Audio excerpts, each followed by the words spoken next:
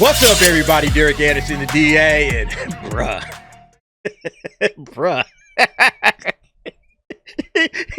you want to talk about a goddamn disaster? You want to talk about a catastrophe? A fiasco?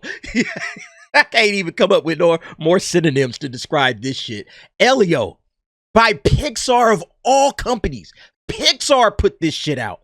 ELIO. And this thing is an absolute flaming plane crash right now, man. $72 million on the worldwide box office after spending $300 million to make this. This is $72 million, by the way, after its second weekend.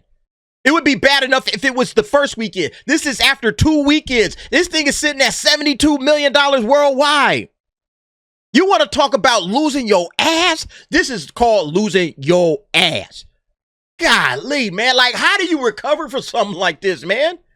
This is absolutely wild, and it's coming from Pixar, of all people. Pixar. But we already know what was going on, at least a little bit behind closed doors. We knew it had to be rewritten twice, reshot twice, but you start scratching your head. It's like, how did this all happen at Pixar, who used to be the champions of this shit? Pixar used to run the show when it came to animation. What happened, Pixar? Well, we've just found out some information. All right, the Hollywood Handle posted this up.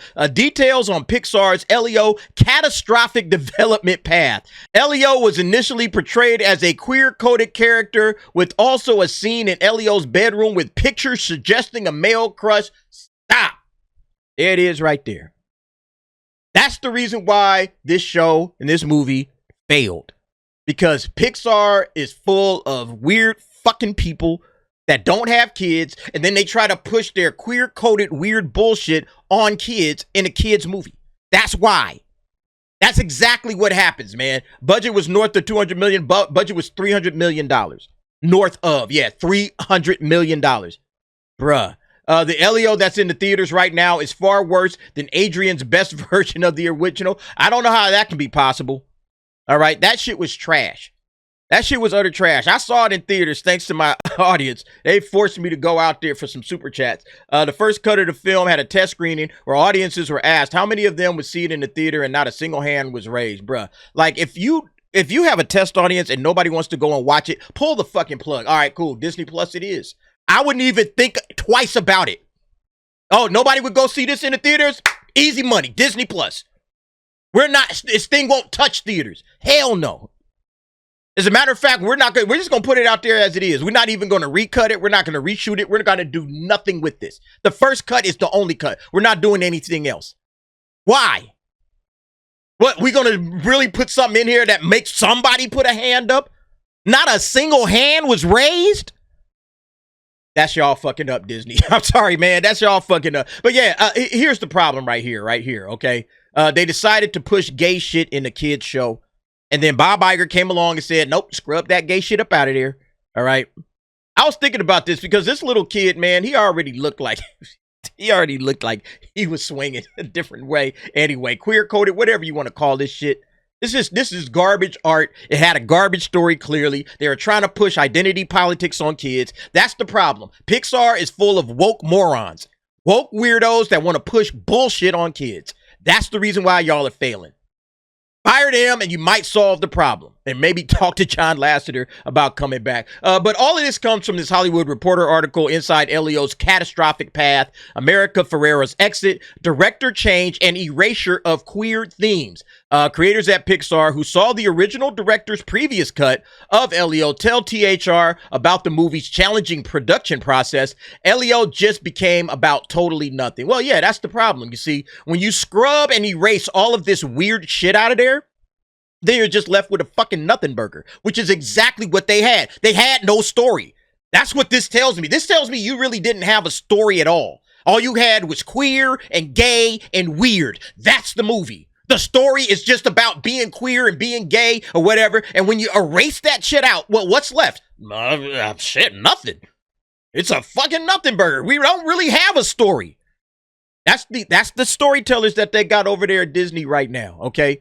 Bunch of weird queer fuckers. And it's like, hey, quit doing that shit in the Disney stuff, in the kid stuff. All right? Go somewhere else. Netflix would love you right now. Go to Netflix and push all of that bullshit over there. But you know what? I'm glad. I'm glad y'all did this, okay? You set $300 million on fire. Congratulations, you played yourself. I love it. And you still didn't get the queer shit that you wanted in the movie anyway. Ha ha ha ha ha ha. I love it. Keep taking L's with this bullshit. I'm so tired of this stuff showing up in kids' movies. That's the main thing. Quit shoving this garbage in kids' movies. Let kids be kids. That's what I don't understand, man. But yo, let's go ahead. Let's chop into this article. Let's see what Hollywood Reporter talking about. Those who worked at Pixar while its latest film release, ELIO, was in production were delighted by footage they saw roughly 2 years ago. Among the moments cited as favorite by those at the animation studio at the time included a sequence in which the titular boy collected trash on the beach and turned it into homemade apparel that included a pink tank top. Oh, fuck.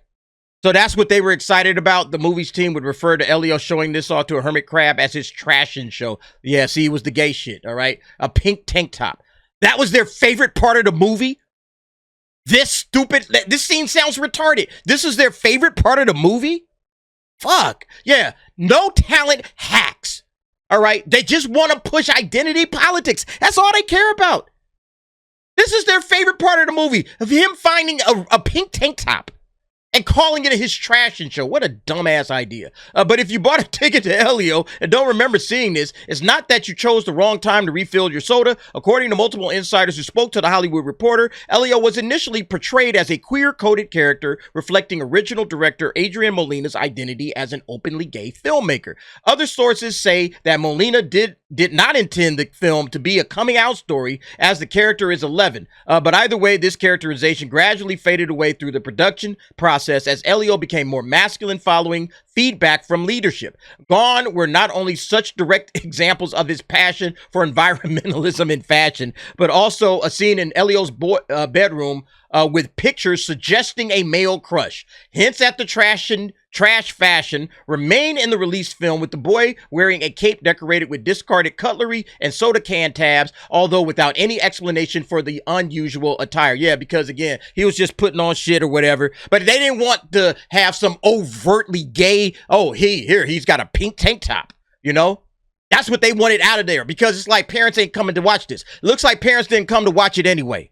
All right? See, we wise to y'all, Pixar. All right? We wise to you, Disney. Y'all ain't gonna get us again. Y'all got us with that same-sex kiss and Lightyear. Nope, we ain't getting caught up again. And then Strange World had that same shit. Nah, we good. We'll wait for Disney Plus, and we'll just watch it there, if at all. ELIO's turbulent ride began well before its calamitous nosedive at the box office during the June 20 to 22 corridor. Indeed, the summer of 2023 became a fateful one for the animated film about a lonely boy beamed into outer space by an intergalactic organization after being misidentified as the leader of Earth. The writing was first on the wall for the troubled production when the film from Molina, known as the co-director for Coco, basically, conducted an early test screening in Arizona. Although viewers expressed how much they enjoyed the movie, they were asked also how many of them would see it in a theater, and not a single hand was raised. According to a source with knowledge of the event, this sounded alarm bells for Studio Brand. Oh, you better believe it, bruh. Oh, wait, we just made a movie, and after the first cut, nobody said I would go and watch this in the theater. Nobody. It don't say how many people were there, but I'm assuming it was a pretty full theater. You know, even if it was half full, you couldn't get one person to say, yeah, I'll go and see this in the theater. That would have told me everything I needed to know. Oh, really? Oh, okay. All right, cool. Thank you very much. And then the next day when I saw this dude, Molina, I said, hey, bro, that's going to Disney Plus. I hope you're aware of that. Yeah, because you saw everybody in that audience and nobody put their hand up saying this is going to theaters, or they would go in theaters and watch this. It's Disney Plus all day, baby. Sorry. It is what it is. All right. I hope you understand that. All right. Keep on keeping on. I would have told him right away, that next day, that next morning, we ain't doing this dumb shit. Bruh, that would have been it for that movie. It was around the same time that Molina screened his latest cut of the film to Pixar leadership. Yeah, of course. Well, let me go show this to Pixar leadership, my friends. And let's see how my friends feel about it. Oh, they probably cheered the hell out of it. You know? But yeah, it looks like Pete Docter. Pete Docter, the lights went up with rumors circulating in some of the studio circles that Molina was hurt by the conversation. Yeah, Pete Docter probably was like, nah, player. Nope, we're not doing this. I wonder why they still went forward with this thing coming out after all of that, man. I would have said it's obvious that this is a Disney Plus movie. Let's just go ahead and get it on. Pull the plug on this shit. It's too stupid.